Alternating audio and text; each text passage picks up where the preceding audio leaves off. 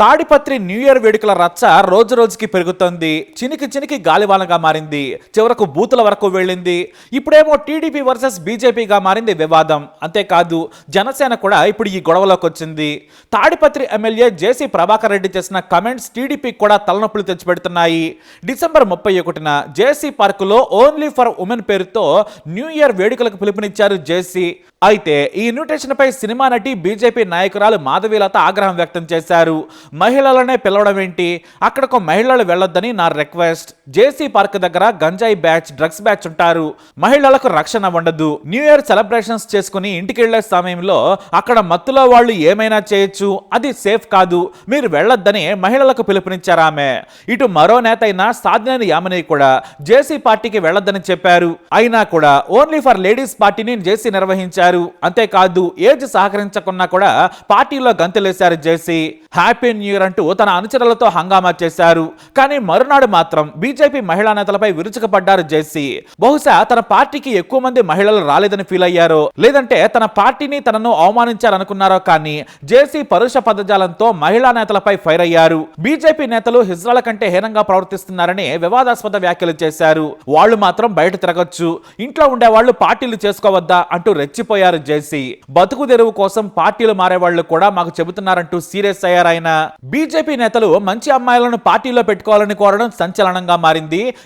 మంచిదన్న పెట్టండి. ఆడవాళ్ళకి ఎంత జిగుత్సాకరంగా ఉందంటే మీరు పెట్టిన ఆ లేడీ చూసినారు కదా. ఇక రాయలేని వినలేని భాషలో కూడా చాలా మాట్లాడారు ఆయన. ఒక సీనియర్ లీడర్ అయ్యుండి, ఎమ్మెల్యే అయ్యుండి ఇలా మాట్లాడటం ఏంటని టీడీపీ నేతలు కూడా షాక్ అయిపోయారు. మరోవైపు తాడిపత్రి మహిళా నేతలు మాధవీలత యామినిపై పోలీసులకు ఫిర్యాదు చేశారు.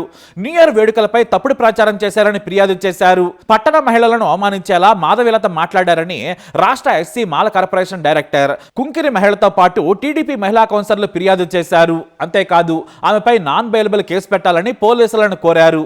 దీంతో ఈ వివాదం మరింత ముదిరింది. మాధవీలతపై దాదాపుగా 10 కేసులు నమోదయ్యాయి. కానీ జేసీ బూతులపై బీజేపీ నేతలు హర్ట్ అయిపోయారు. ఆయన భాష పట్ల బీజేపీ మహిళా నేతలు, బీజేపీ నాయకులు ఆగ్రహం వ్యక్తం చేశారు. మాధవీలత అయితే ఓ అడుగు ముందుకేసి వెటకారంగా జేసీపై ఫైర్ అయ్యారు.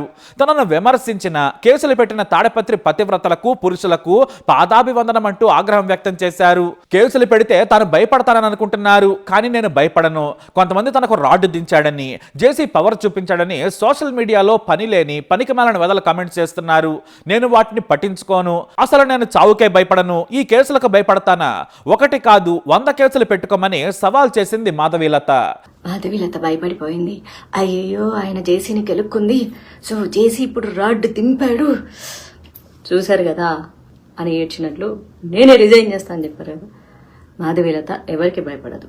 ఈ గొడవల్లోనే పార్కింగ్ ప్లేస్ లో ఉన్న జేసీ ట్రావెల్స్ కు చెందిన 2 బస్సులు తగలబడడం వివాదాన్ని మరింత పెంచింది. షార్ట్ సర్క్యూట్ కారణంగా 2 బస్సులు తగలబడ్డాయని వార్తలు వచ్చాయి. పోలీసులు కూడా దాదాపుగా అదే ధృవీకరించారు. అయితే బీజేపీ నాయకుల కుట్ర దీని వెనకుండొచ్చని ఆయన ఆరోపించారు. అంతేకాదు వీళ్లకంటే జగనే నయం, ఆయన కేవలం సీజ్ చేయించారు, కానీ బీజేపీ నేతలు మాత్రం బస్సులు తగలబెడుతున్నారని ఫైర్ అయ్యారు జేసీ. నేను పోలీసులకు ఫిర్యాదు చేయను, కానీ పోలీసులే సుమోటోగా కేసు నమోదు చేసుకుని విచారణ చేస్తున్నారని చెప్పుకొచ్చారు. జేసీ కామెంట్స్ పై బీజేపీ నేతలు ఫైర్ అయ్యారు. ఆయన కూటమి ప్రభుత్వంలో ఉన్న విషయం మరిచిపోతున్నారంటూ సీరియస్ అయ్యారు. మంత్రి సత్యకుమార్ యాదవ్ కూడా అంతే దిట్టుగా కామెంట్ చేశారు. జేసీకి వయసు మీద పడింది, మతి భ్రమించినట్లుంది, నోటికి ఏదొస్తుంది మాట్లాడుతున్నాడు, ఇది పద్ధతి కాదు, మేము కూడా మాట్లాడగలం.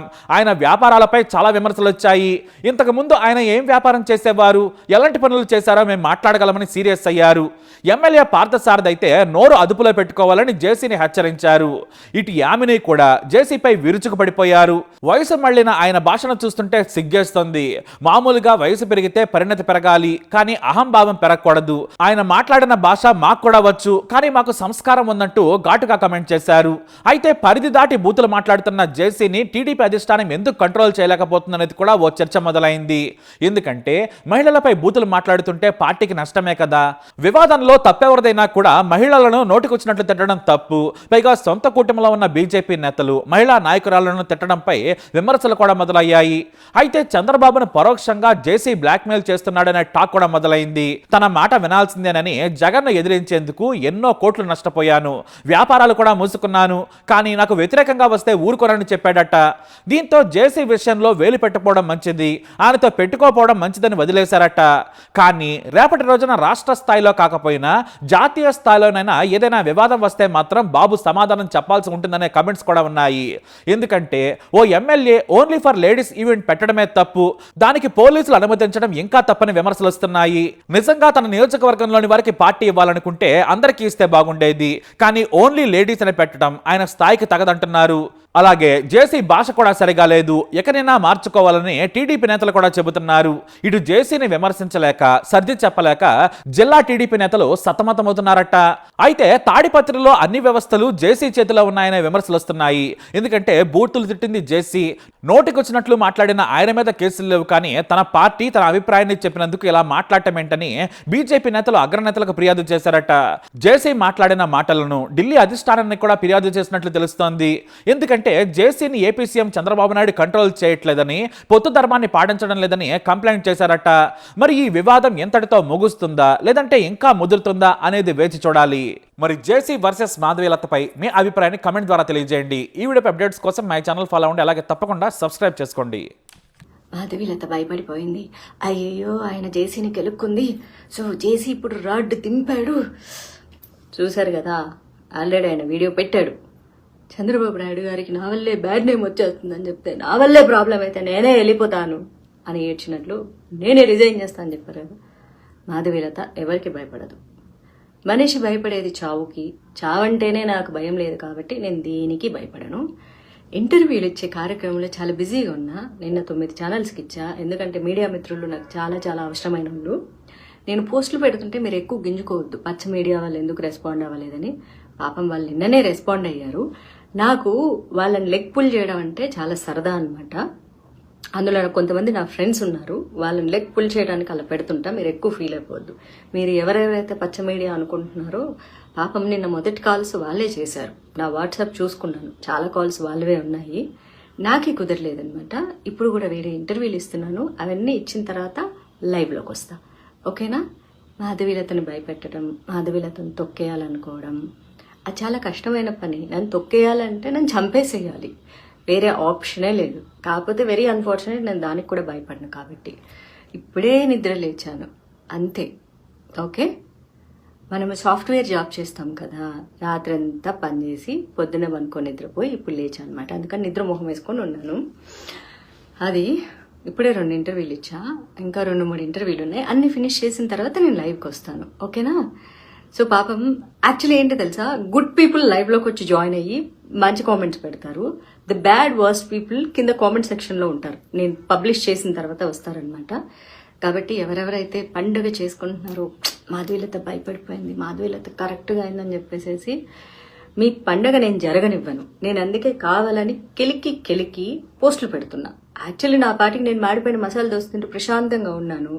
నన్ను అనవసరంగా కెలికారు. కెలికిన తర్వాత నేనేం చేస్తాను, రివర్స్లో మిమ్మల్ని కెలుకుతాను. నాకు హేటర్స్కి గంటకొక పోస్టు పెడుతూ ఖాళీకి కూర్చున్నాను అనుకోవద్దు. రాత్రి అన్నీ స్కెడ్యూల్ చేసి పోస్టు పడుకొని నిద్రపోయాను అనమాట. దేనికి దానికి అది పోస్ట్ అయిపోతూ ఉంటుంది. ఇప్పుడు నాకు స్కెడ్యూల్ చేసే ఓపిక లేదు కాబట్టి డైరెక్ట్ లైవ్లోకి వచ్చి చెప్తున్నాను. ఎందుకంటే వీడియో రికార్డ్ చేసి దాన్ని అప్లోడ్ చేసి నాకు అంత ఇంట్రెస్ట్ కాదు, ఏమంటారు, ఓపిక లేదు ప్రస్తుతానికి. Because I have less time. కొంచెం మన మీడియా మిత్రులందరితో చర్చించేసి, ఎందుకంటే మాకు జీవితాంతం మీడియా వాళ్ళతో మాకు పని ఉంటుంది, మాకు మీడియా వాళ్ళతో పని ఉంటుంది కాబట్టి మేము వాళ్ళతో గొడవలు పెట్టుకోలేము, కాదు అని చెప్పలేము. వాళ్ళకి నో చెప్తే వాళ్ళు హర్ట్ అవుతారు. కాబట్టి ఆల్రెడీ TV9 వాళ్ళు హర్ట్ అయిపోయారు. అది ఎలా మిస్ అయిపోయిందో మిస్ అయింది, కావాలని నేను వాళ్ళని మిస్ చేయలేదు. బాగా హర్ట్ అయ్యారు నిన్నటి నుంచి. కొంచెం వాళ్ళకి కూడా ఒక వీడియో చేసి పంపించేసేసేయాలి. ఇవన్నీ అయిన తర్వాత hi Suresh Nani, hi okay. ఈయన ఎవరో పెట్టారు, నచ్చవలే మూవీ క్యూట్గా ఉందంట. వచ్చి 16 ఏళ్ళు అయింది. ఇప్పుడు ఎందుకయ్యా దాని గురించి, హాట్ టాపిక్ గురించి మాట్లాడుతున్నా. నేను మంచి ఉత్సాహంగా ఉన్నప్పుడు ఎందుకు సినిమాల గురించి చెప్పేసి మళ్ళీ నా మూడ్ ఆఫ్ చేస్తావు, ఓకేనా. నేను మళ్ళీ మీకు లైవ్లో గెట్ బ్యాక్ అవుతాను. There is 1 more zoom interview అనమాట, అది ఫినిష్ చేసుకొని వస్తాను. మై డియర్ హేటర్స్, ఓకే లైవ్లో హేటర్స్ ఉండరు, పబ్లిష్ చేసాక వస్తారు కాబట్టి వాళ్ళ కోసం చెప్తున్నాను. మై డియర్ హేటర్స్, నన్ను తొక్కేశారని చెప్పేసి చాలా ఆనందపడుతున్నారు. సో అనవసరంగా నన్ను కెలుకోవద్దు, ఓకేనా? అస్సలు కెలుకోవద్దు. నేను బేసిక్గా చాలా మంచి అమ్మాయిని. కెలికితే మాత్రం బజరంగ్ దళ ఇంకా ఏంటంటే ఉన్నాయా? వర్షత్ మంచి అమ్మాయినని పెట్టకూడదా? దానికే పేరు లేదు, అదే ఒక పెద్ద ప్రాస్టిట్యూట్. మా ఊర్లో ఒక 2 నెలలు సినిమా షూటింగ్ చేసినారు. నన్ను పర్మిషన్ అడిగినారు. గాయత్రిది మా లెక్చరర్ ఇల్లు చూసినారు, మా సూర్యమణి ఇండ్లు వాడినారు. మంచిదన్న పెట్టండి. ఆడవాళ్ళకి ఎంత జిగుత్సాకరంగా ఉందంటే మీరు పెట్టిన ఆ లేడీ చూసినారు కదా, ఉత్తబిత్తల రోజా పువ్వులు వేసుకుంది. ఫోటో పెట్టినారు కదా మా వాళ్ళు కూడా. అంటే